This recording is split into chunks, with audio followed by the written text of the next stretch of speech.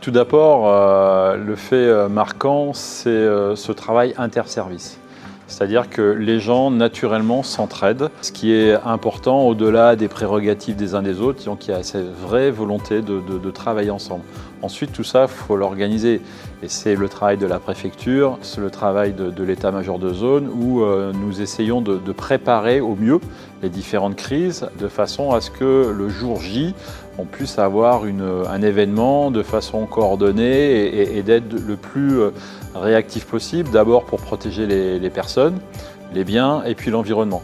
Donc ça, je dirais qu'à La Réunion, malheureusement, la succession de crises fait que ce travail de planification, d'exercice est devenu réalité et les gens ont pris l'habitude de travailler et donc sont de plus en plus résistants. Maintenant, il y a des choses à améliorer. Dans l'amélioration, on a notamment cette phase qu'on appelle nous de sauvegarde, une fois que les alertes sont passées, c'est-à-dire qu'on va pouvoir revenir en entreprise, on va pouvoir revenir chez soi ou dans différents lieux. Ça ne se fait pas n'importe comment, puisque certes le météore est passé, mais en même temps, il y a encore des risques qui peuvent survenir, donc il faut aussi apprendre à revenir dans une entreprise chez soi de façon sécurisée.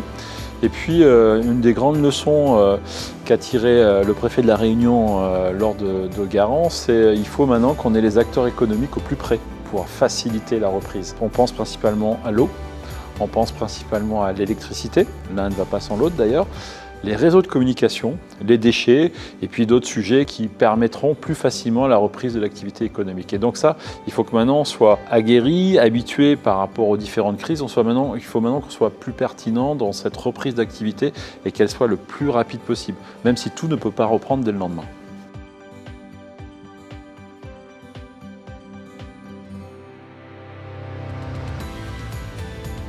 En tout cas, grâce à ce type de rencontre, on s'aperçoit que tout le monde n'est pas encore prêt.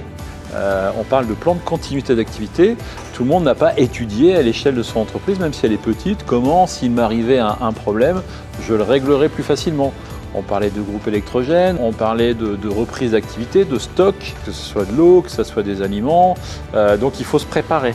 Est-ce que dans mon entreprise, j'ai un leader qui va pouvoir s'occuper de telle ou telle chose, donc se préparer, mais en même temps se préparer à revenir dans l'entreprise. Mes serveurs, est-ce qu'ils ont été sécurisés? Est-ce que mes données sont hébergées ailleurs? On sait tous aujourd'hui qu'avec le numérique, sans numérique, on ne peut pas reprendre d'activité. On aura une meilleure reprise si on se prépare mieux. On parle de gestion de crise, mais finalement un cyclone qui arrive presque tous les ans, c'est plus une crise. Donc on fait avec et on s'y prépare.